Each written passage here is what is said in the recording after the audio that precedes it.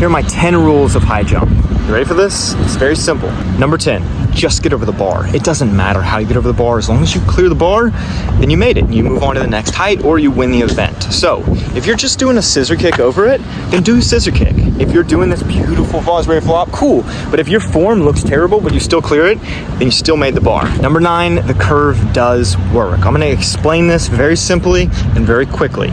Run a curve because the curve is free height. If you go straight in, you're not gonna nearly get as much pop as you would. Now let me explain this. I'm gonna show you real quick. I don't have a mic, so I'm gonna show, then I'll tell. So, put it here. Can.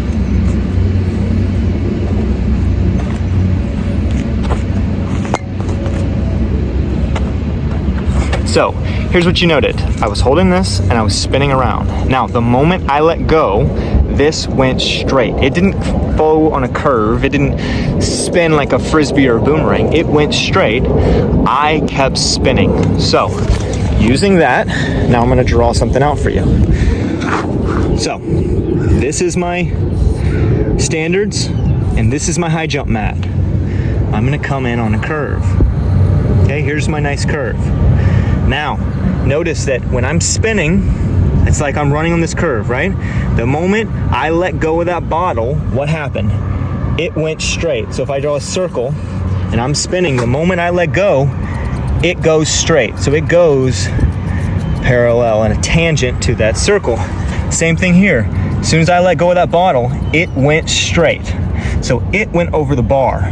Now, here's the thing. I kept spinning, right? So I essentially am now this bottle, but I'm now the bottle spinning in a circle. So what happens is I go over the bar as long as I run on a curve, but I keep spinning. So two things happen. When I jump, my body spins and my body also does a somersault. So it's free height. Your body will go over the bar. I don't need to dive into the bar because it'll go over the bar automatically. So run a J curve because it'll do the work for you. Number 8, speed without control is worthless. If you run really, really fast, but then every time you go to jump, you just collapse because you can't physically control that speed, then you're not gonna get any height from it. Rhythm is what's important here. If you've ever seen high jumpers, what do? They do like a little prance, or maybe they start, but it's always a very controlled. They're not going as fast as they possibly can because you can't control your speed vertically or in a straight line. You also can't control it on a curve. What's gonna happen? You're gonna fall out or you're not gonna take a steep enough curve. You have to run with control so that you can control that curve. So don't think about going as fast as you can. Think about going as fast as you can to allow yourself to jump correctly. Number 7, jump up, not at the bar. This one is actually a pretty simple concept. You can visualize it. So I'll show you this in a second. But you don't want to run and try to just dive into the bar. And especially you'll notice this if you see yourself stepping out. So if I come to the bar and I find myself stepping out as I try to dive in, then you're diving into the bar. You will not be able to go up. You're only gonna go this way, which means you're not gonna you might get over the bar if it's low, but you're not gonna go up and get any height. What you wanna do is step through like you're continuing on your curve. Imagining you're running on a curve. You're never gonna step out if you're trying to keep on that curve, are you? The second thing to think about with this concept is when I go to jump, and I'll give a little visualization here, I want to imagine I'm doing this. Running in. So it's almost like I want to run in, and then as I jump, it's like I want to go like this instead of go like this. So I don't want to try to go like that. I actually almost want to go like this. It's like I'm trying to get my feet jumping in the angle. Because what's going to happen is I'm going to do this. So your body, remember, goes in a straight line, and it's gonna go over as long as you go in that curve. So it's almost like you wanna jump with your hips moving forward instead of your hips diving over. Number 6, the penultimate step is your secret sauce. Your penultimate step sets up the angle of your takeoff. It sets up your ability to actually convert your energy from a horizontal to a vertical. It's the jump. It sets it all up. So I'm gonna demonstrate this. Ready? I come through and set up here, angle down is the angle out. So let me draw this for you in chalk. You ready for this? This is simple. Here we go. So here's the ground, okay? Here's my little person. Here's their body at takeoff.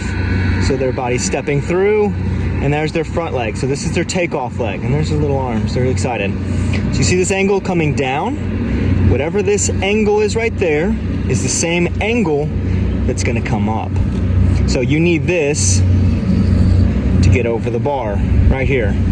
So if you come and try to go straight up, which most athletes do, if you have a big knee bend right here, what's gonna happen is you're gonna come down and go straight up, and you're just gonna come here, and the bar's gonna be here, and every time you're gonna hit the bar coming down. You gotta go up, but also you gotta go over.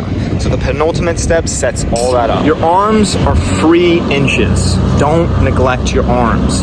If you have lazy arms, then you're wasting your potential to get up over the bar a little bit extra. Also, your arms can negatively impact and hit the bar, or they can create a poor timing of when you get over the bar.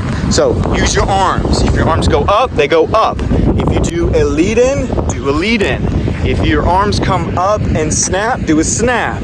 If your arms come through and it stays, stay. Whatever you do, be intentional with your arms. It's free inches, it's free centimeters, don't waste it. Number 4, strike, don't slap. This is all about the takeoff. So when you touch down at takeoff for your jump, so I'm a left-footed jumper, I'm coming in here. When this foot touches the ground, I wanna make sure that I'm striking down and back as I plant, and I'm not landing with a big old heel first and then slapping my foot down. Because what happens? Well, let's use a little example here. You can do this with me. Go ahead and touch your foot. Now, this is your Achilles tendon right here, okay? This is a tendon, it's kind of like a rubber band. Now, when my foot is pointed, if you feel it, it's loose, okay? Now, what happens when I bring my foot up? It's really tight, and you can try this on yourself, right? It's tight, it's like a rubber band already being pulled back. So when I plant, if my foot lands heel first and I slap down, then it's like I have a rubber band, I pulled it back, I let it go, that's the slap, and then I have to pull it back again to get it tight again to jump.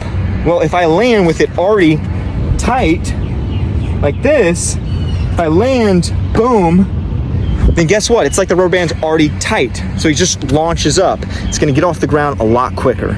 So strike, don't slap. Number 3, high effort attempts. Every single time you go to make any attempt, whether that's a short approach, a long approach, you're in practice, you're in a meet, every attempt needs to be maximum mental energy. You need to be 100% focused just for those few seconds that you're taking an attempt. Number 2 is monkey see, monkey do. This is a very simple concept, okay? When you learn a language when you're a baby, nobody's really teaching you anything. You're just being exposed to it, and you start to fundamentally understand what the language is. And it's the same thing. If you're always watching professional high jumpers, that's all you do is you watch professional high jumpers, you're gonna start fundamentally understanding what they all do that's the same that gets them to do that. Even if you don't know what they're doing, you're gonna just kind of understand it. It's the same thing. The more you're exposed to elite level high jumpers or elite level high jump coaches, the more you're just gonna start fundamentally understanding what they do. So fill your social media not with cat videos, but instead make it curated strictly to be high jump content or track and field content. Only like, comment, share, or watch a video all the way through that's high jump. If it's not, save that for another account. Make a whole separate account that's your personal account, but make a curated social media that is just high jump, because you only have so much time to spend with your coach, right? He can only teach you for so long. But you can spend endless amounts of hours on social media learning from people like myself or other high jump coaches or other elite athletes who all have tips, tricks, and exposure that you can gain from it. There's lots of information you can learn out there. Because here's the thing, you don't look at what your favorite high jumper does that's unique, that little thing they do with their arm, or the little thing they do with their leg. That's not what made them elite. That's not what got them to that level. What got them to that level is that they learn the same exact thing that all the other elite high jumpers did. They all do the same thing. So look at what they all do that's the same, not what they do that's unique. That's just style. That's just their own character coming out. But they all had to learn the fundamentals, and they all had to master the fundamentals to get them to that elite level. And number one, visualize success. This is my top rule, my top tip. Every time you get out, you have a full minute when they call your name to start your approach. So if I'm here, I have a full minute when I get to my mark. Stand there for a few seconds, take a few deep breaths. If you need to close your eyes, close your eyes. Try to tune out all the noise, unless you like that noise, unless the noise helps you, unless you want to start doing the jumpers clap because that amps you up and that helps you. But if it doesn't, then tune it out and visualize yourself running the curve correctly, the exact way you want to do it. Visualize yourself planting the exact way you want to. Visualize yourself arching over. Visualize success. You're clearing the bar. Visualize yourself jumping off of the mat, fist pumping because you just PR'd, you just won the event. Success happens in your mind first before it happens in reality.